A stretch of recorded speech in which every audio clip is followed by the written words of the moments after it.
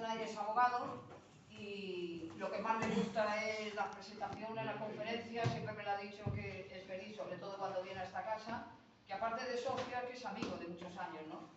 Entonces hoy va a dar una conferencia sobre Ceuta, que tiene muchos aspectos, que evidentemente tenemos aquí un hándicap porque conocéis perfectamente mejor que nosotros Ceuta, pero sin embargo le va a dar un cierto aire, yo creo que literario, ¿no? Luego ya hablaré yo también un poquito, pero hemos tratado, tanto él como yo, de hacerlo breve, de hacerlo ameno y de que no os canséis, pero ya os aviso que el tema tiene mucha enjundia,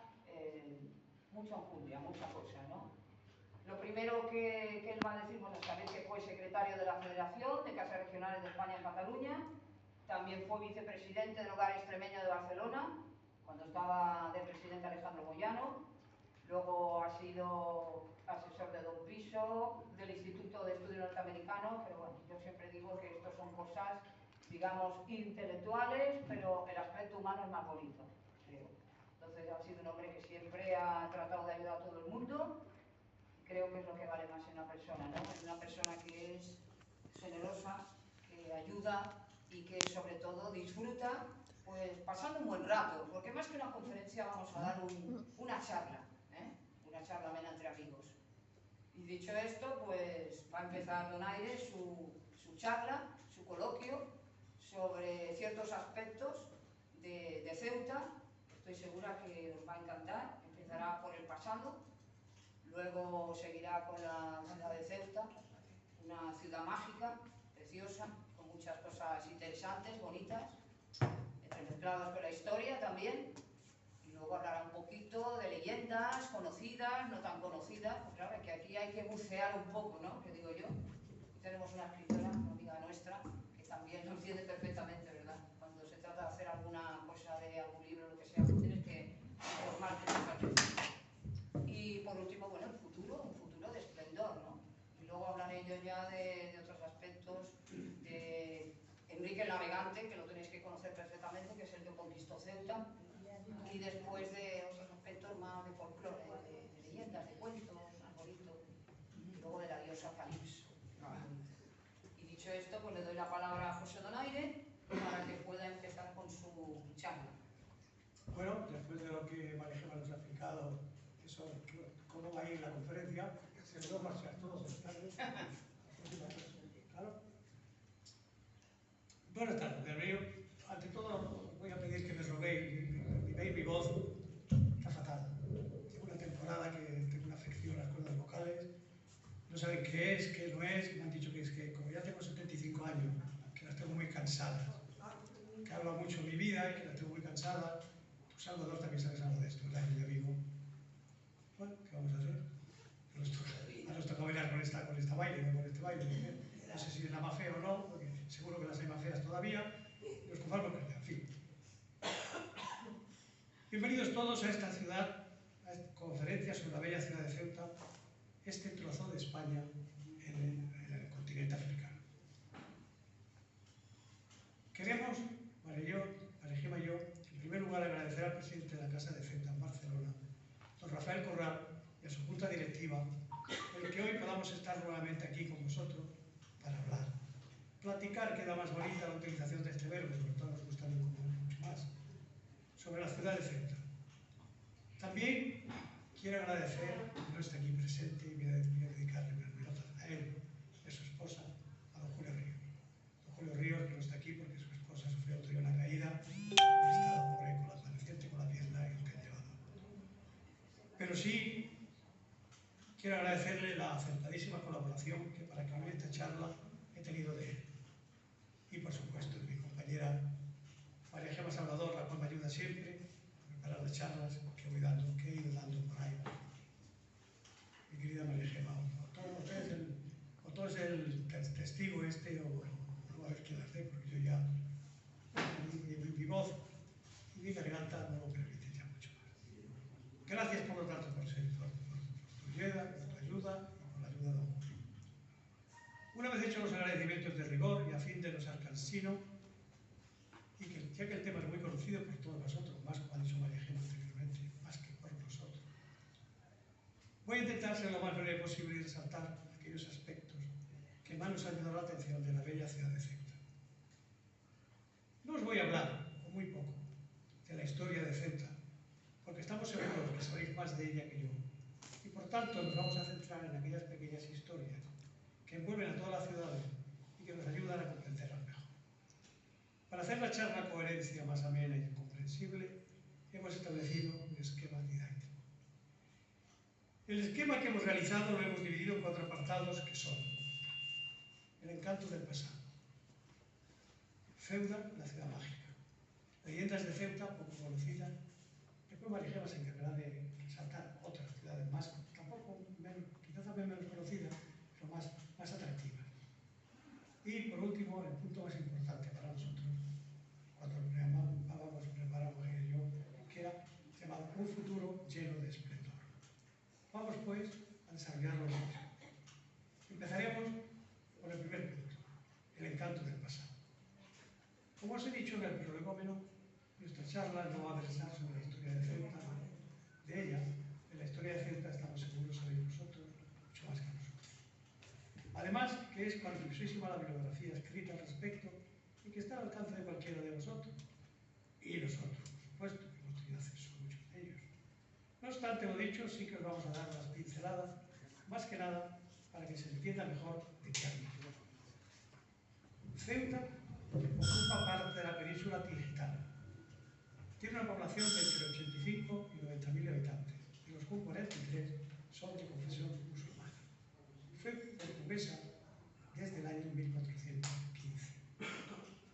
Y en el año 1580 Ceuta pasó a formar parte de la Unión Ibérica con España, ya que el reino de Portugal, del que formaba parte Ceuta, pasó por herencia del rey español Felipe II.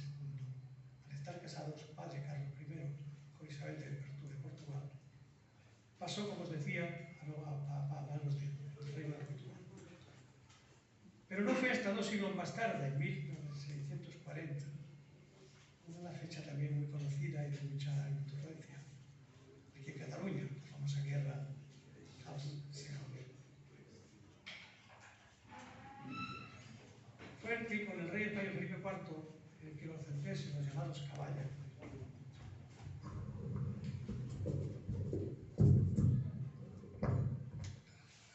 ¿sí? No es un problema del micrófono, es un problema de cultural, es un problema cultural, es un problema del micrófono. El micrófono sí que me encantaría gritar mucho, pero después me dice que no existe. Pero permitidme retroceder en el tiempo, al siglo VIII después de Cristo. En dicha fecha nos topamos con un rey que os sonará y mucho. Me refiero, claro está, al infortunado rey Rodrigo. El último rey godo de España, un rey cuya vida y gestas están envueltas en la leyenda. Os preguntaré, ¿por qué he sacado a relucir en esta charla a don Rodrigo? El motivo es el siguiente. Este infortunado rey tuvo que ver, y yo diría que mucho, con la ciudad de Ceuta. Un señor llamado Julián, también conocido como Julián, o Julián, y otros nombres, conde don Julián, para nosotros, que era el gobernador de la séptima línea, hoy Ceuta, facilitó con su tradición la invasión musulmana de la península ibérica. La historia, que hasta la fecha se nos ha venido transmitiendo, es la siguiente. El conde don Julián tenía una hija muy bella llamada Florinda y apodada la Cava. Se dice que el rey don Rodrigo, que era apuesto y galante, sedujo a la Cava y la violó. Esto motivó el que el conde don Julián entrase en conversaciones con los jefes de Berbera, Musa y Tarín. De esto sabe mucho más nuestro presidente, pero lo que pasa es que no me toca el hablar, me toca a mí hablar. De esto sabe mucho más que yo. Me consta, hemos tenido alguna discusión al respecto. Querido presidente, luego después te diré que me dé alguna lección más. Esto motivó, como os decía, que entrase en conversaciones con Murid y Tarín y llegó al entendimiento con los mismos, facilitándoles la invasión de la península ibérica. El resto ya es más conocido. La batalla del río Guadalete nos trajo la derrota y la invasión musulmana del territorio patrio durante 8 siglos. De cualquier forma, si bien toda la culpa se echa a don Rodrigo, en la actualidad han aparecido datos nuevos, tuvimos opción de examinar algunos de ellos, argumentan que la historia que nos habían contado no es exacta y que en realidad lo que ocurrió fue una conspiración del pretendiente al trono Juan Visigodo, Huidiza, quien lo dio todo. Eso por lo menos han sido los documentos a los que hemos tenido acceso, someros evidentemente, porque todos sabéis que los documentos importantes no están al alcance de cualquier persona, y nosotros somos cualquier persona. Ahora está muy logrado. El epitafio exterior son particulares en vez de ser. De cualquier forma, el hecho, fuera como fuera, fue el pretexto para entrar en la península e invadir España por parte de los árabes. El segundo punto a desarrollar es el que hemos titulado la ciudad mágica. La podemos denominar de muchas maneras, pero la denominación que mejor le cuadra es la de mágica. Existen muchos y variados motivos para que le demos este calificativo, pero nosotros, amantes de la libertad, nos hemos fijado en un hecho de la máxima importancia: la convivencia pacífica y en perfecta armonía de las cuatro culturas y religiones: la cristiana, la musulmana, la hebrea y la hindú. La cristiana, que son un ejemplo para el resto del mundo, y ojalá continúe así por toda la eternidad. Además del castellano o español, en Ceuta se habla el árabe ceutí. Eso no Rafael lo sabe mucho, pero sí lo sé. Se habla por la población bilingüe. Hay que decir que dicho idioma está protegido por la Carta Europea de Lenguas Regionales Minoritarias. Hay tantas maravillas en este trocito de España y en el continente africano que nos sería imposible estar enumerándolas una por una sin estar horas y horas comentando y remarcando sus virtudes. Algunas de ellas son, por supuesto, el casco histórico antiguo, Lledó, las difuntas columnas de Hércules. Después nos hablaremos un poquito más antes extensamente de lo que son las columnas de Hércules, lo que creemos que eran. El Parador Nacional, la famosa Plaza de África, las murallas reales, el foso navegable, la Puerta Califal, la Basílica Tardorromana, las murallas marítimas, los baños árabes y la fortaleza de Hecho. Y no están todas.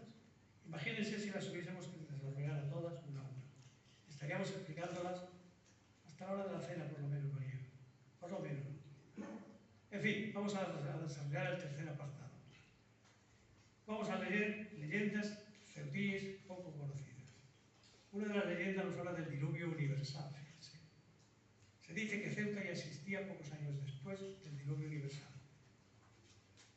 Bueno, estuvieron pintando agua durante mucho tiempo, y cuando ya lo secaron, dejaron el tapón del agua, se fue el agua, quedó la tierra yerma para trabajar.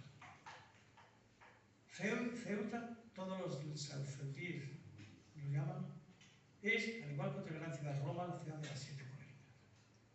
El gran historiador y geógrafo Estrabón la bautizó en su libro con el nombre de Heptadelfos, es decir, la ciudad de las 7 colinas. Y los romanos la llamaron en atención a sus colinas Septim Frater, esto es 7 hermanos.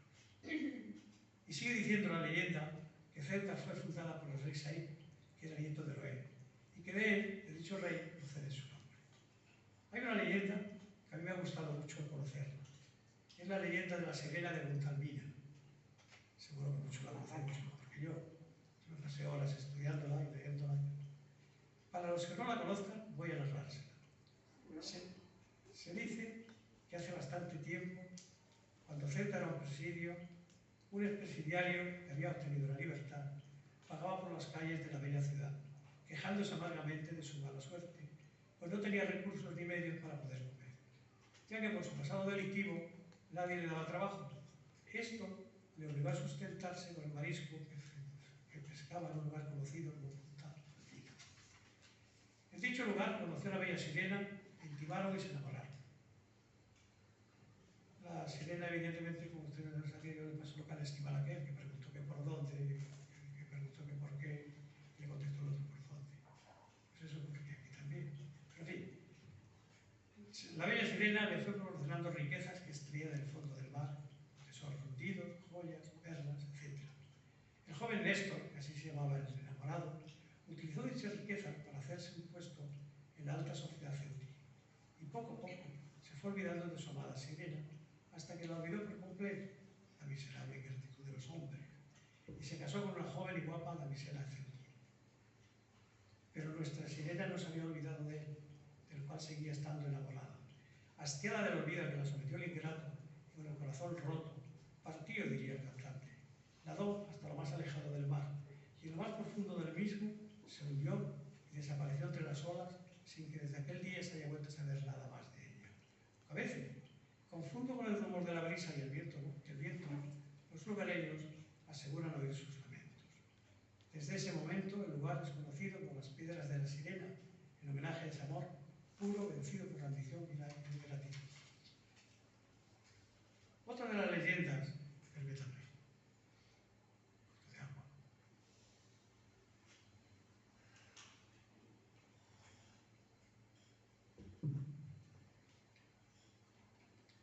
Otra de las leyendas que circula por la ciudad de Ceuta es la nombrada leyenda de la mujer muerta. Dicha leyenda dice así: hace mucho tiempo, en la ciudad de Ceuta reinaba un rey de origen agareno. Dicho rey tenía una hija muy bella a la que amaba sin límites. Un día apareció un caballero cristiano que solicitó audiencia con el rey para hablarle de unos temas comerciales. El rey recibió al caballero en sus varios jardines interiores que había en el palacio real. Quiso la casualidad, quizás alguna fuerza divina, que aquel día y aquella hora la princesa hubiera salido al jardín a tomar el sol. El caballero quedó deslumbrado de la belleza de la princesa y sin tener en cuenta el peligro que corría y al que exponía a la princesa, entabló junto a una fuente que había ella conversaciones con la dama. Pronto surgió entre ellos el amor. Se veían a escondidas hasta que el azar así lo quiso. Uno de los criados del rey los descubrió y los denunció ante el monarca. Este mandó encarcelar en una oscura galonda al caballero y ordenó encerrar a la princesa en un tapiado y lúgubre aposento, justificando diciendo que la princesa solo se podía casar con un príncipe musulmán y nunca con un infante cristiano. Al cabo de poco tiempo, la joven princesa, ahita de dolor y sufrimiento, falleció. El cortejo fúnebre que llevaba los restos de la infortunada princesa debía de pasar forzosamente por el edificio de prisión, donde estaba encerrado el caballero cristiano, el cual, al serle comunicado quién era el cuerpo que llevaba a dar sepultura, y cuál había sido el motivo de su muerte, fue tan grande su desazón y disgusto que en ese mismo momento murió de hambre. A la mañana siguiente de aquellos sucesos, apareció en la montaña próxima a Ceuta, esculpida en la roca, la figura de una mujer inerte y la de un caballero conocido como el Atlante dormido. Triste recuerdo de aquel amor y como castigo a la maldad del rey cruel. Hoy en día, y en prueba de la veracidad de lo que he afirmado, se puede ver desde la ciudad de Ceuta, a unos 4 kilómetros de Benzú, la figura de esta dama que es conocida como la mujer muerta, la cual se halla en la montaña conocida como el Monte Musa, también conocido por Sierra Bullone, el cual se encuentra en las últimas estribaciones de la Sierra del Rin, en Noruega, colindante con la frontera de España. No se nos olvida el mito y leyenda de la fundación de Ceuta, que nos habla del gran héroe de la mitología griega, Hércules, también, como no, de la diosa Calipso. Después María Gema hablará más precisamente de estos amores, que enamoró y retuvo a Ulises cuando éste volvió de la guerra contra los troyanos. Cuenta la mitología griega que hace muchos años Europa y África eran un solo continente. Y no hablamos de Pangea, hablamos de Euroáfrica. Pero como siempre hay quien, haciéndose el gracioso, estropea las cosas bellas. Se suscitó una lucha entre Anteo y Hércules. Este, más fogoso que aquel, y el fragor de la lucha impactó con su maza fuertemente contra el suelo, provocando una brecha entre los dos continentes, formándose el estrecho de Gibraltar. Surgieron dos enormes montes en cada uno de los lados del mar Océano.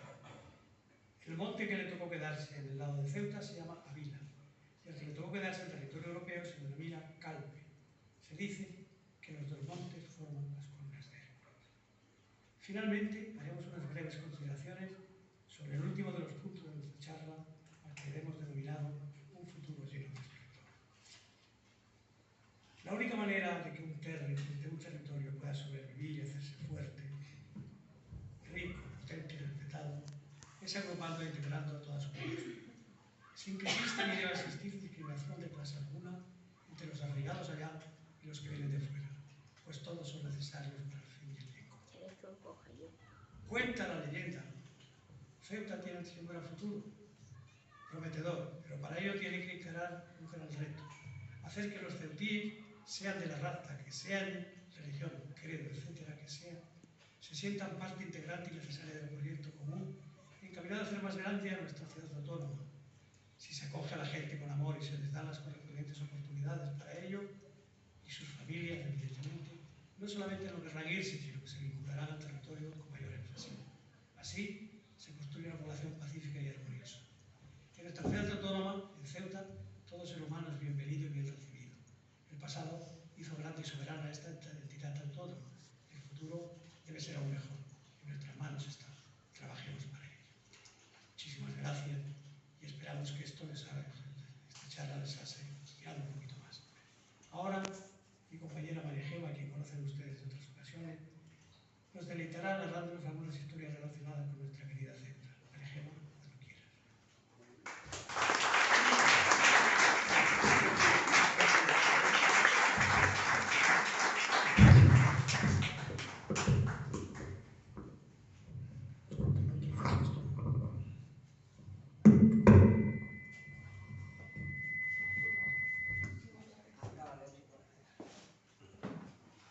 Bueno, pues ya hemos escuchado al señor Donaire su coloquio, su charla sobre Ceuta, que ha sido breve, como habéis visto, porque ha tratado de resumir un poco lo que sería el pasado, la ciudad, el futuro, ciertas leyendas que también figuran como cuentos, tradiciones, caballas, folclore, y que muchos de vosotros ya conocéis. La del diluvio no sé si la conoceríais, porque esta es un poquito más original, quiero decir, más desconocida, pero las otras seguramente que sí.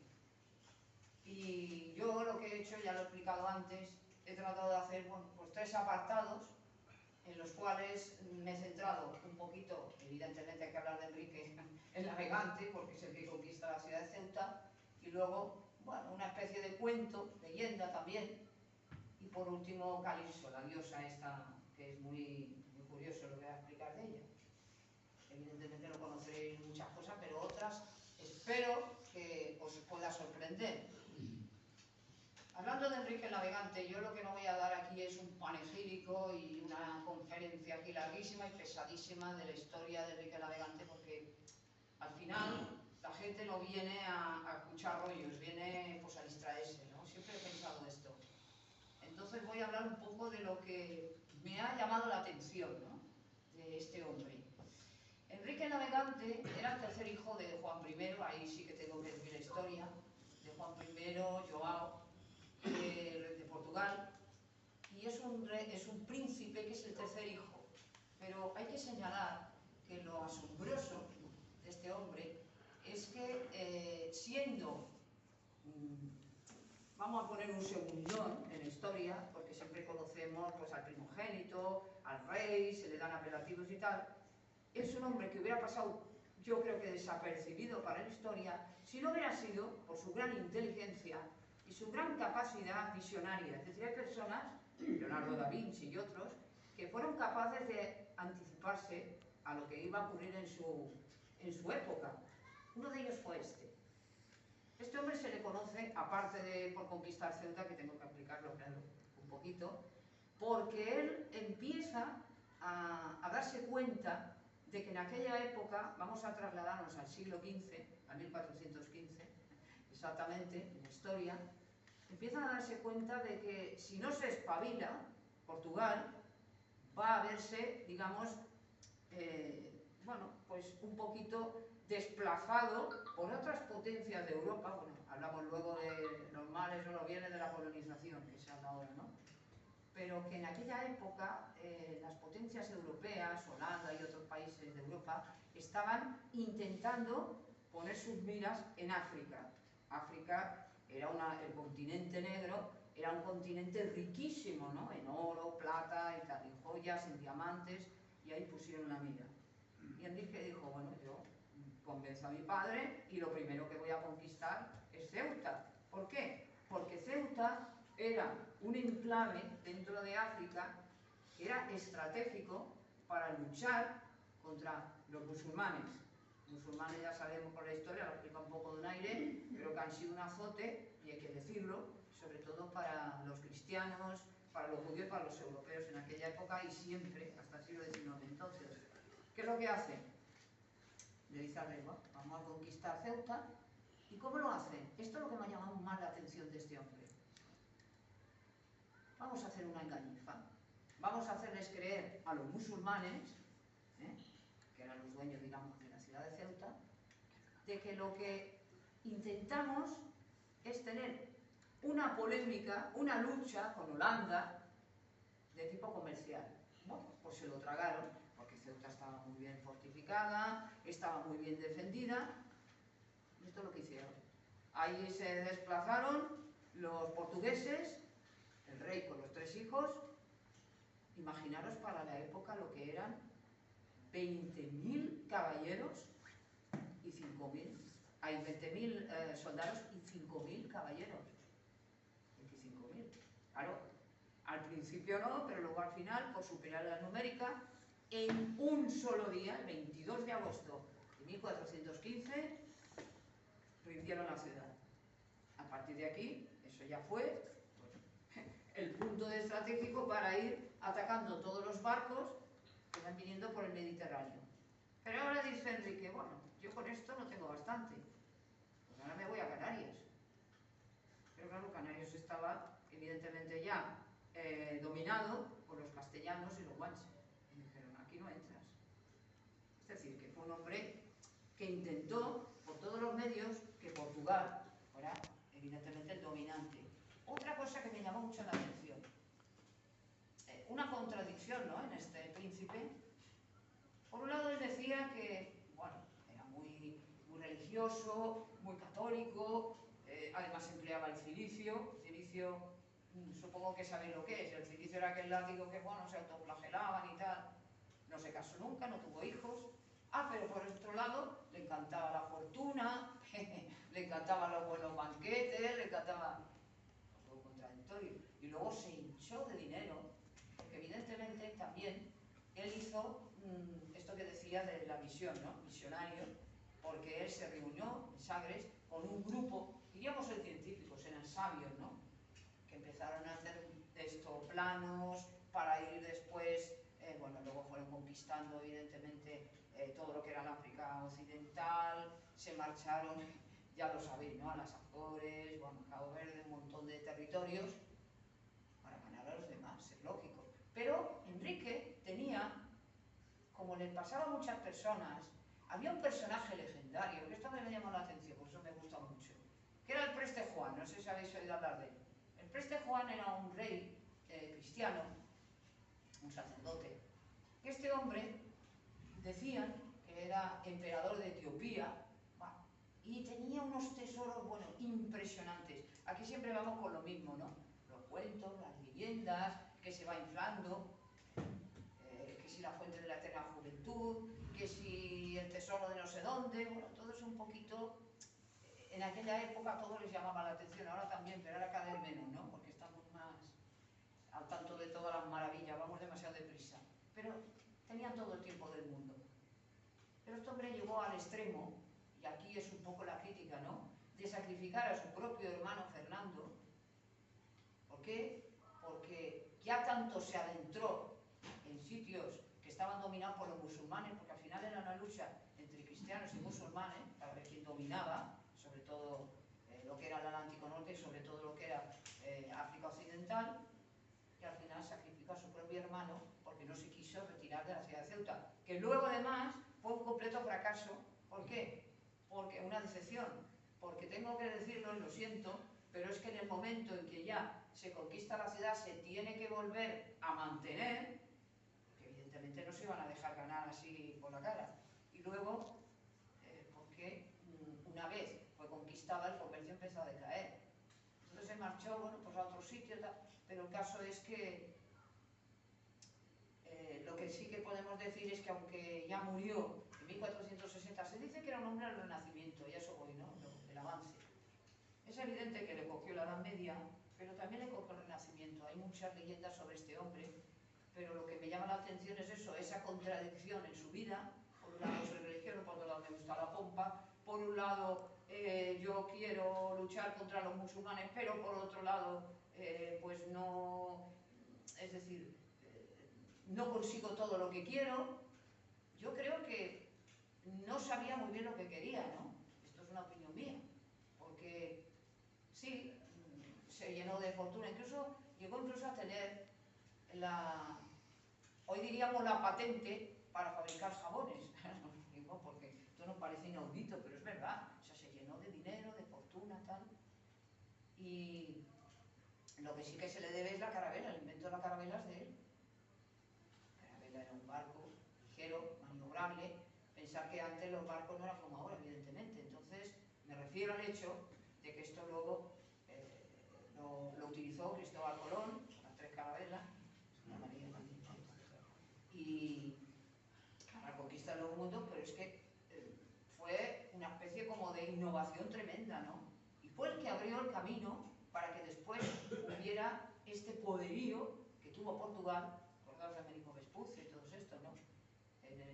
Sobre todo lo que he dicho antes, ¿no? En el Atlántico Norte, África Occidental, pero ciertos detalles que nos llaman la atención. Y después entremos un poquito ya en las leyendas, que es lo bonito, lo literario, ¿no? Bueno, los cuentos hay muchos, pero a mí el que me llama la atención es el del leñador, ese me gusta mucho. El leñador en realidad es una variante de Bernstein, que era hizo un cuento muy bonito que era El tesoro de los 3 hermanos. Pero este le hace la variante de los gatos, seguramente lo sabéis el cuento. Hace muchos años había un leñador que era muy pobre, entonces para alimentar a su familia pues no tenía otro remedio que ir a los bosques, talar árboles y vender la leña. Un día, que ya estaba el hombre desesperado y porque la necesidad pues, es terrible, pues dice, yo me voy a suicidar. Es que yo ya no puedo vivir así, es que yo no tengo ni para alimentar a mi familia, que ya no tengo. Se encuentra en el bosque un árbol precioso, oh, qué bonito. Pero mi necesidad me obliga a tener que cortarlo, con mucha pena de mi corazón, pero lo voy a cortar. Y le aparece una mujer muy hermosa, maga, que solo se le ve en el mar, dice, ¿qué te pasa? Leñador, dice, mira, me pasa esto, yo estoy en la ruina, y es que no solamente me va a morir yo, se va a morir mi familia también, ¿y qué hago? Y tengo que, no cortes el árbol, yo te voy a dar la solución. ¿Y qué se le ocurrió? Le dio unos platos y le dijo, mira, estos platos son mágicos, tú te los llevas a tu casa, y cuando estés en tu casa dices, platos, llenaos. En un principio, pues, supongo que dudaría por todo el mundo, si me lo damos, ¿no? Pero efectivamente llega a su casa, se ve en una mesa con toda su familia, platos llenados, y empezó a llenarse aquello maravilloso, ¿no? Comida, fruta, de todo. Bueno, pues allí se arregló la situación alimenticia. ¿Pero qué le ocurrió? Que un día dice, yo tengo que lavar estos platos. Se fue al lavadero, que distaba unas millas de allí, y le dice al dueño lavadero, oye, mira, ten cuidado con estos platos, que son muy valiosos. Así, ¿y por qué? El pobre hombre, que era tan buena persona, tan ingenuo, le dijo la verdad. Y la hizo. Porque el otro que era mi amigo dice, pues ya está. Cuando venga este hombre a buscar los platos, le cambió los platos, y los platos que va a coger son una porquería. Eso de mágico nada. El pobrecito viene con su platito, llega a su casa, llenado, y aquí ya no se llenaba ni... ¿Qué pasa? ¡Ay, que me ha dado el cambiazo! Bueno, y vuelve otra vez al bosque, y se vuelve a encontrar con aquel hombre y le dice, ¿qué te pasa? Y dice, tú más pobre que antes. Mira, me ha pasado esto. No te preocupes, tengo la solución. Le da unos gatos. Estos gatos son mágicos también, porque aquella le daba la cosa que valía la pena. Y los gatos dicen, mira, tú los subes aquí. Y les dice gante, que es una frase para decir que salgan unos pelos, llénate de pelo, y los pelos desprendían oro. Lo cual, mejor que el rey. Llegó a vivir mejor que el rey. Pero un día le picó la curiosidad, dice, mira el lavadero otra vez, a ver. Se lleva los gatos. Es que esto es para pecar de ingenuo, por decir otra cosa. Luego diré la moraleja.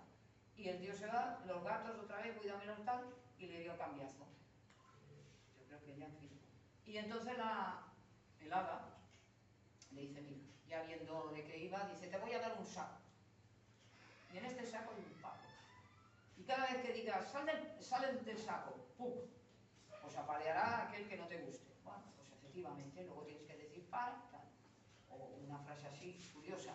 Entonces dice, pues, mira, me voy a ir al lavadero y voy a ver a este tío que me engañó y voy a decir que tenía un gran tesoro ahí dentro. Pues el tío picó, evidentemente, ¿no? Con el saco, dice, bueno, aquí, cuando le pegó tal sotamanta de palos y tal, que por favor, para, ¿qué tal? El otro diciendo, tú tranquilo, hasta que no se canse, y ya, compadecido, dice, bueno, claro. Y le dice, pero ahora me vas, si no me das los y los platos, el castigo no termina. Y entonces él dijo, bueno, pues ya, a partir de ahora, ya me he aprendido la lección y moraleja, aquel que no te pueda robar, eso dice la historia, ya no me fío, ¿no? Esto es un poco, ya he dicho, la variante de un cuento muy famoso de los tres hermanos, el tesoro de los tres hermanos, pero un poco adaptado. Sale del folclore de Ceuta y me llamó la atención, hay muchos, pero este era muy divertido, ¿no? El del leñador, que el pobre es tan ingenuo, tan buena persona, que se fía de todo el mundo y hay que ser bueno, pero con perdón no tonto, ¿no? Dice, como era aquello, dice, hermano, pues los primos, o algo así. Y luego Calipso, esta sí que me gusta. Calipso, todos conocéis la leyenda, ¿no? De la Odisea, famosa. Que aparte se llama Odisea porque todos hemos pasado alguna vez una odisea, ¿no? Un desastre, una cosa que no se acaba nunca, una pesadilla.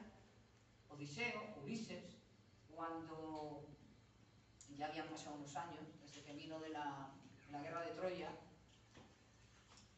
pues Poseidón le maldijo, el dios Poseidón, el dios del mar, que decía que, él decía, Ulises decía, es que yo lo debo todo a mi astucia y tal. Dice, si tú ves diciendo, a ti te voy a maldecir y tú no vuelves a Ítaca hasta que a mí no me dé la gana y no me reconozcas, o no reconozcas que los dioses el hombre no puede vivir. Vale. Pero Ulises era tozudo y decía, yo no lo voy a reconocer. Le hizo pasar las 1001 y cuando ya había perdido el barco, había perdido a sus compañeros, porque después de muchas vicisitudes pasa por Escila, Caride, bueno, quedan dos monstruos y acaba con todo, pero Poseidón fue listo y dijo, hombre, lo que no puedo hacer es matarle, porque si la mato, ¿cómo se va a arrepentir, no? Fijaos tú la malicia, ¿no? Y la astucia. Entonces llega a la isla de Calipso. Calipso era una ninfa, hija también de Poseidón, y hermana de Circe, que era la encantadora, que también había tenido un tropiezo el amigo Ulises. Los convierte en animales a sus compañeros, pero bueno, se encuentra con Mercurio, que era el mensajero de los dioses, le dice, mira, para que Circe no te encante, te tomas esta hierba y cuando intente convertirte tú vas a matarla y entonces ella se asusta y verás cómo no ocurre. Va, total, que llega a la isla. Y Calipso, lo que me ha llamado la atención también, y por eso la menciono, porque tiene que ver con Ceuta, muy curioso esto. Ella, su nombre quiere decir oculta, la que se oculta. Estaba en Ogygia. Ogygia era lo que hoy denominaremos Ceuta. O sea, imaginaros la guerra de Troya, en la historia serían unos 1200 años antes de Cristo. Y lo que ha dicho Donaire, estaba Ceuta. Ogygia, Ceuta. O sea que... Entonces la diosa lo atontó de tal manera que al final estuvo 7 años en la isla y el pobre hombre pues ni se acordó de Penélope, de su esposa, ni de su hijo Telémaco, ni se acordó de nada. Y a los dioses compadecidos de tanto infortunio le mandan a Mercurio, al mensajero, y Mercurio le dice a la diosa Calipso, oye, ya está bien, ¿no? Este pobre hombre tiene que volver a su casa, déjale ya salir. Entonces ya no tuvo más remedio, dice, porque además ha dicho Zeus, el dios de los hombres y de los dioses, que como no dejes salir a Ulises, va a destruir la isla, tú mismo. Entonces, con todo el corazón le dio la balsa y entonces fue cuando fue a liberarlo y bueno, luego fue a otra isla, pero ya se liberó. Calipso, lo más extraño es que ella tenía una maldición.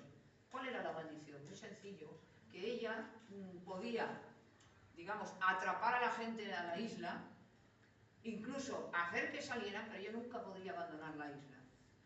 Bueno, por una maldición de los dioses, decían de los dioses, y esto es un poquito la historia de esta diosa y la relación que tiene con Ceuta, que por cierto lo sabéis mejor que yo, está en la Plaza de la Constitución, ¿no? Aquella estatua tan bonita, tan enorme de la diosa Calipso, pero que es muy bonito, ¿no? Que la isla es la isla del Perejil. Ah, muy bien. Y es donde estaba... Muy bonito. La cabra del amor. No, la isla del Perejil donde estaba...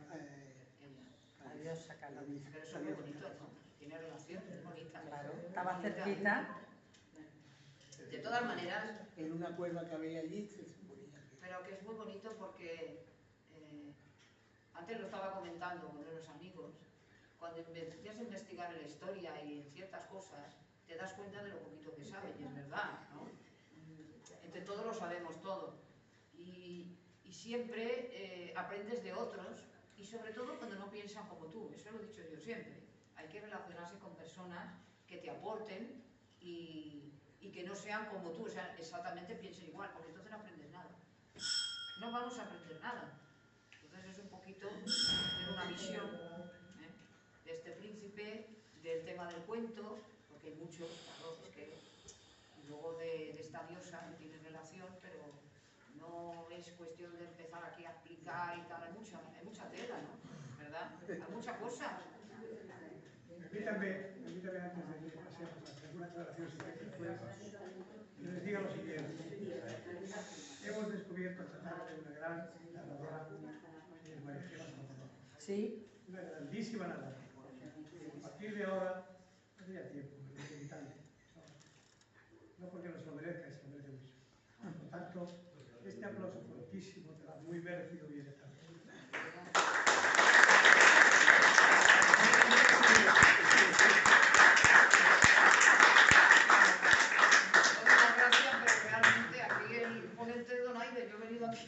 Que vengo siempre de Pero me lo has cargado. Para acompañar a Rafa, que tenían un cierto miedo de no sé qué pasar, y no se preocupe que esta tarde está bien resultado. No, pero que es muy agradable, la verdad que es muy agradable venir aquí, porque es que estamos en familia, yo lo he dicho a mi amiga Estrella, creo que es verdad, que estamos en familia, se está tan a gusto que ya es un placer estar aquí, la verdad que sí. Y más que nada porque hay que hacer las cosas difíciles, hacerlas sencillas y divertirse y tratar de buscar cosas bonitas, curiosas, ¿no? De la historia, y aprendes y ya está. Ya está. Pues nada, lo único, me ha encantado, muchísimas cosas. Creo que a todos los que no sois de Ceuta sabéis un poquito más de Ceuta esta tarde, y los que somos de Ceuta pues llevamos muchas contradicciones, pero ha sido bonito, porque has explicado muy bien las cosas, habéis explicado los dos, las cosas de Ceuta. Y como viendo la dice, yo me tengo que meter luego con él, porque no llega lo que has dicho tú. Contradecimos muchas cosas y nos gusta charlar de historia. Esto, para que lo tengáis, y ya sabéis lo que es, ¿no? Sí, ya eso.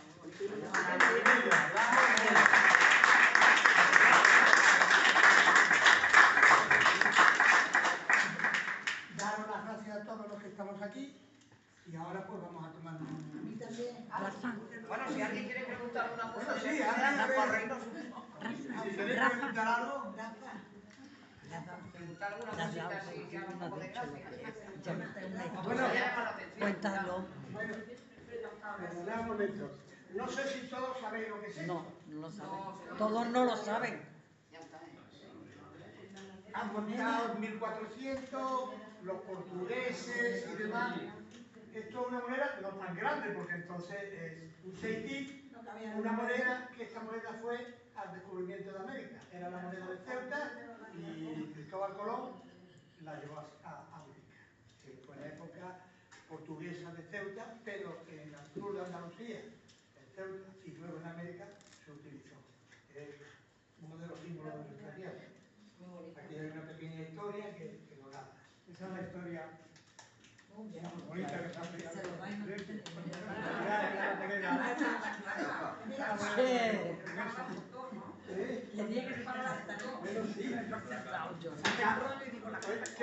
Que me dicen que nos van a hacer una foto con esto.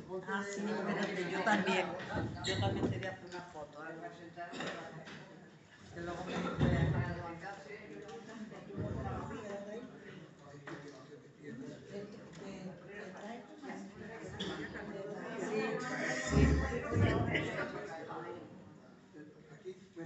Como los críos pequeñitos.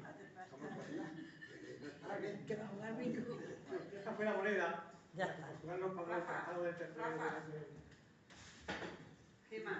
Tordesillas no, la que está en Tordesillas, que se nos quedó con todas las mares del sur de América, Bueno, eso lo digo gracias a la intervención del Papa. Y gracias a la intervención de los portugueses, que entonces eran Ceuta era portugués. Hasta 1600 hasta el 1640. Sí, señor. En 1415, 1640. La guerra del segador de aquí de Cataluña, cuando dijo el rey oído a Carlos IV.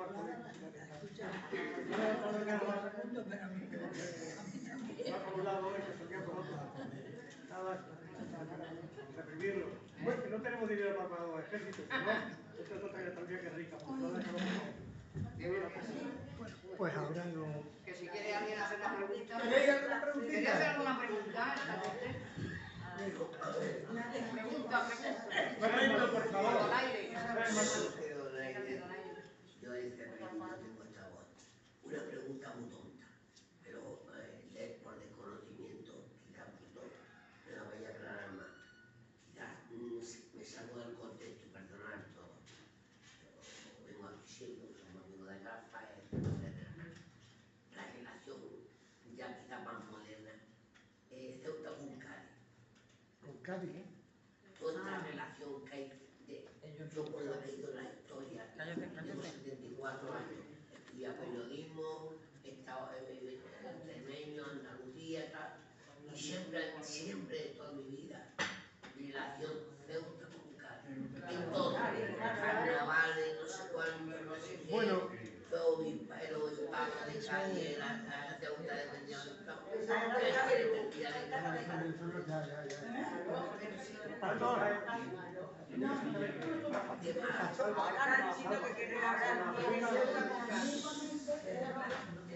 Vamos a ver. Es una pregunta un poco complicada, muy complicada, que hay varias versiones. Entonces, unos estamos de acuerdo y otros no. Ceuta, lo mismo que Andalucía, pertenecen a España y lo mismo de Cataluña. Hay quien dice que siempre ha pertenecido a Cádiz. Mentira, solo me contrae la frase mentira. Ha habido siempre una conexión por problemas. O sea, universidad no pertenecíamos y no hemos pertenecido nunca a Cádiz, es a Granada. Ahí está. Matrícula de coche cuando vinieron los coches. Nunca se ha llevado solamente la CE de Ceuta. El obispado era obispado de Ceuta. Y luego para recogerlo y gastar menos dinero... Hoy todavía siendo obispado de Ceuta. Espera un momento. El obispado, un momento, por favor, espera un momento. No digáis si no... El obispado era Ceuta un obispado, Cádiz otra, Tánger otro obispado. Por favor, otro obispado. Las cosas de las reuniones, cómo hacemos los tratados de Europa, como es ahora la ONU, los obispados pues se reunieron, desapareció el de Tánger, estamos hablando de época portuguesa. Luego durante muchísimos años, hasta no sé, me parece que en 1800 tenemos que mirar porque ya eso se me escapa, era Ceuta obispado y Cádiz. Entonces, quitamos dos obispados y dejamos un obispo solo. Eso es otra. Y así son muchas similitudes. ¿Qué pasa? Que muchos somos descendientes de Cádiz.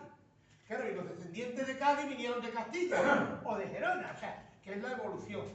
¿Qué pasa? Que Ceuta y Cádiz, Ceuta lo que es la provincia de Cádiz, la tenemos a 14 kilómetros por el sitio más corto.